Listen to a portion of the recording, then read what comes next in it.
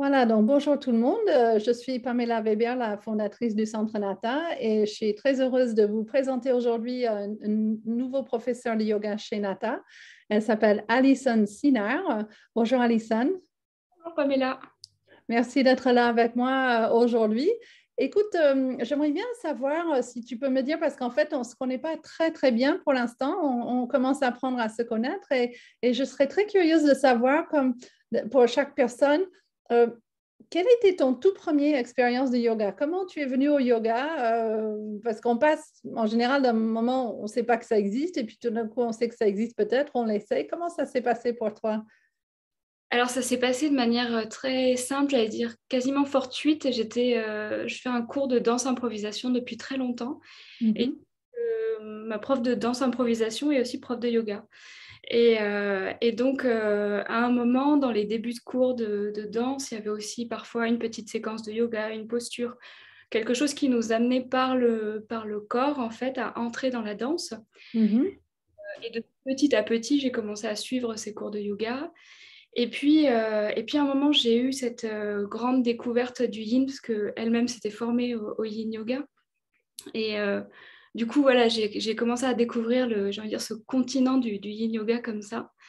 Et après, j'ai suivi les cours aussi d'une autre prof qui, elle, mêlait le gong, elle jouait du gong pendant les cours de yin yoga. Ah. Pour moi, ça a été vraiment un moment incroyable parce que c'était 1 heure et demie dans la semaine de détente absolue et Mhm. l'impression de plonger dans quelque chose qui venait me recharger pour toute ma semaine. C'était le dimanche après-midi. Ouais. Et, et j'ai vraiment adoré. Et puis, à un moment, il se trouve que voilà, j'ai continué à cheminer avec ça, à pratiquer voilà, pour moi-même. Et puis, je suis arrivée dans un festival de Nouvel An en Suède, parce que j'aime beaucoup les pays nordiques, donc j'ai voyagé nombreuses reprises. Et puis, dans ce festival de Nouvel An, donc, il y avait le 1er janvier, il y avait un cours de yin. Et j'y suis allée, et là, je me suis dit, c'est comme être à la maison, et j'ai eu un bonheur intense, j'ai envie de dire vraiment. Une expérience, ouais, profonde. Et ce jour-là, j'ai décidé que je ne savais pas trop ce qu'allait être mon année, mais qu'en tout cas, je voulais me former, commencer à me former. Et Ouais. je n'étais pas sûre encore à ce moment-là de vouloir enseigner, mais en tout cas, j'étais sûre que je voulais comprendre. Ouais. Je sais pas. Ouais. Et je sais que le yin yoga, depuis une année ou deux, ça, on commence à plus entendre parler en France. Aux États-Unis, c'est comme souvent, c'est arrivé en France un petit peu après les États-Unis, parce qu'on en parlait aux États-Unis déjà il y a 5-10 ans. Comment tu définirais le yin yoga par rapport aux autres yogas? Parce que je pense qu'il y a pas mal d'élèves, ils ne savent pas trop ce que c'est le yin yoga. Ils peuvent s'attendre à quoi quand ils viennent dans un cours? Pour moi, la grande différence entre le yin yoga et d'autres, ça va vraiment être une question d'attitude dans la posture. Et en fait, ce que je trouve extrêmement intéressant dans le yin, c'est qu'il est au carrefour de la pensée du yoga et de la médecine traditionnelle chinoise. Hmm. À mon sens, le yin se comprend vraiment dans cette pensée aussi de la médecine chinoise. Mhm. Le fait que, du coup, on va adopter une posture yin et être en détente totale. Mhm. Voilà, c'est cette attitude de la posture, enfin, cette attitude vraiment de relâchement, là où dans un autre yoga, dans les yogas plus dynamiques, dès le hatha, on va vraiment chercher à tenir, à être dans le travail du muscle, de la respiration, du souffle. Là, on va être dans le travail du souffle, mais par le relâchement, par le Mhm. relâchement du muscle. Oui, c'est vrai que ces termes yin et yang, ça nous vient de la médecine chinoise, enfin la philosophie chinoise, etc. Donc, c'est un peu un sorte d'enrichissement du yoga par une autre approche asiatique. Et ce serait très intéressant d'étudier toutes ces transmissions, comment ça s'est fait. Je sais que j'ai commencé un master dans l'histoire du yoga à l'EHESS et toute cette communication entre l'Inde et la Chine, c'est une longue histoire. C'est super intéressante. Ouais. Aussi, l'idée que pour être à l'équilibre, enfin la pensée chinoise, de ce que j'en comprends en tout cas, est vraiment sur une notion d'équilibre et Ouais. qu'on a autant du yang et du yin, et que le yin se comprend par rapport au yang et le yang par rapport au yin. Et Mhm. Je trouve ça toujours... Peut-être que nos vies sont tellement young avec le stress, le fait qu'on court partout dans Paris, enfin la vie va très vite, toutes ces énergies young, et que le yin vienne en complément pour justement équilibrer un peu nos vies urbaines très, très, très chargées. Ouais. Ouais. Et il me semble, est-ce que j'ai raison que je vois derrière toi un petit harmonium ou un petit instrument, C'est une Shruti box. Alors, un attends. shruti box? Shruti, donc je pense que c'est un terme sanskrit qui veut dire son ou Oui, c'est en lien avec Louis, je sais. Shruti, c'est un. effectivement. La Shruti box, en fait, ça veut dire audition ou connaissance révélée. Ah, ok, ouais. Ouais. C'est un instrument vraiment fascinant. Enfin, Mhm, dont je me sers parfois, pas forcément à tous les cours parce qu'il est très puissant. mhm. Elle est très puissante, oui, je l'utilise souvent pour le chant spontané parce voilà, elle ouvre un imaginaire assez différent d'autres instruments. Donc, Donc, en fait, dans les cours, c'est pour ça on a voulu, enfin, que toi, tu as voulu appeler ton cours Yin Yoga sonore, parce qu'en fait, dans ton cours, il n'y a pas que le Yin Yoga, il y a aussi un élément sonore. Est-ce que tu peux en dire un peu plus? alors oui, du coup, il y a cet élément sonore, donc c'est-à-dire que donc j'ai parfois cette Shruti box et j'ai toujours des bols tibétains. Donc par exemple, j'en ai quelques-uns autour de moi. Voilà, je vais toujours avoir un petit florilège de bols tibétains. Mhm, Faire résonner pendant le cours, en fait, pour permettre d'entrer dans un état méditatif. Donc, il y a à la fois un travail de son, parce que, dans mon sens, quand même, le bol tibétain est assez relaxant et harmonieux, et puis un travail de vibration. Parce que parfois aussi, je peux m'approcher des élèves avec faire résonner un bol tibétain à mhm, proximité de la personne pour mhm. qu'ils puissent sentir cet effet de la vibration dans le corps.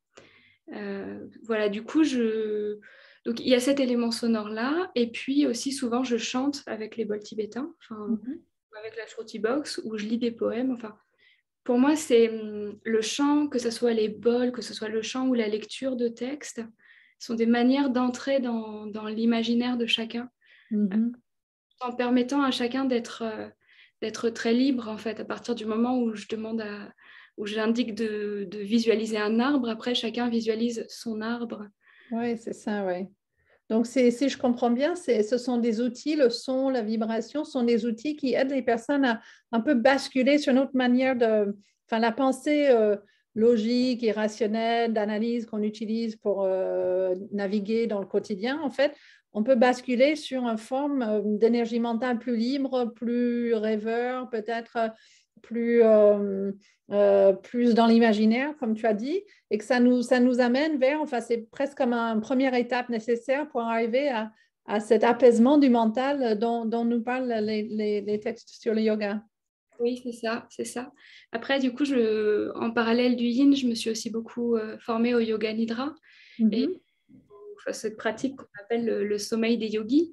mhm, Et donc, je pense que ça imprègne aussi beaucoup ma pratique du yin sur cette visualisation et cet imaginaire qui s'ouvre. mhm. Si dans le yin, on reste dans un état méditatif et on ne va pas dans cet état de nidra, mais il y a des outils qui sont finalement assez similaires et qui aident à relâcher le mental.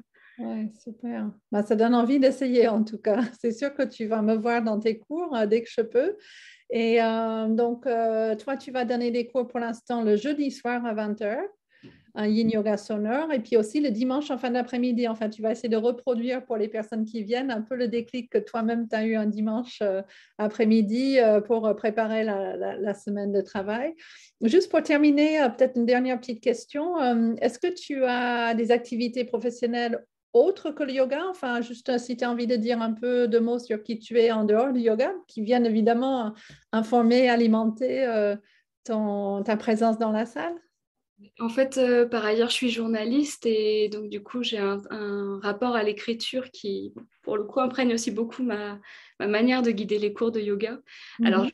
vais faire de journalisme en yoga, mais en tout cas, c'est ce travail sur le mot qui fait que j'aime aussi beaucoup, par exemple, imaginer des ateliers d'écriture créative et de croiser le yoga et l'écriture. Ouais. Et c'est de cette manière-là aussi que voilà, je trouve que le corps et le mot ont des choses à s'apprendre mutuellement. Oui, clair, c'est clair. Ça me fait penser à un livre que j'ai lu en anglais, il faudrait que je te le prête. C'est quelqu'un qui a fait une étude, je pense que c'est une sorte de master ou une thèse, enfin c'est un travail universitaire. Ça s'appelle Felt Sense, le ressenti, senti, enfin je sais pas, c'est assez difficile à traduire en français, mais justement, elle s'intéressait au rapport au corps pendant l'écriture. Et qu'est-ce que les gens sentaient dans leur corps et comment ça sortait par le biais des mots, des mots posés sur une feuille, enfin une écriture ou par le biais d'un clavier. Et elle a fait toute une analyse des personnes, quelles sont les attitudes. Alors, elle a juste filmé en train d'écrire, quelles étaient leurs attitudes en écrivant. Et puis après, leur demander de prendre conscience, en fait, de plus en plus, la conscience qu'il pouvait y avoir de leur corps en écrivant, où les tensions se situent, qu'est-ce qui a envie de s'exprimer, une partie ça et là. Et c'est super intéressant. Et je me disais en lisant ça qu'il y a effectivement quelque chose à faire autour de justement des ateliers, autour de cette presque une attitude méditative de pleine conscience du corps, et puis en même temps le langage qui est là et qui nourrit et qui a envie de sortir, de s'exprimer, de prendre forme, parce que voilà, on sait que l'énergie prend plein de formes différentes et ça prend la forme des paroles, parfois ça prend la forme des larmes ou des émotions, ça prend la forme des sensations dans le corps, enfin tout ça c'est des manifestations de la vie, donc c'est fabuleux. Oui, et puis je trouve que dans ce travail-là, puis finalement comme dans le yin ou dans le nidra ou dans le yoga, il y a aussi un appel à revenir à la simplicité. Mm. Et des fois, j'aime bien aussi travailler sur des postures qui ont l'air très simples, mais en fait, il existe tout un monde dans la simplicité d'une posture. Ouais. Sentir qu'on est simplement dans une posture de l'enfant, mais que tout le dos peut s'ouvrir, toute la colonne peut respirer. Ouais.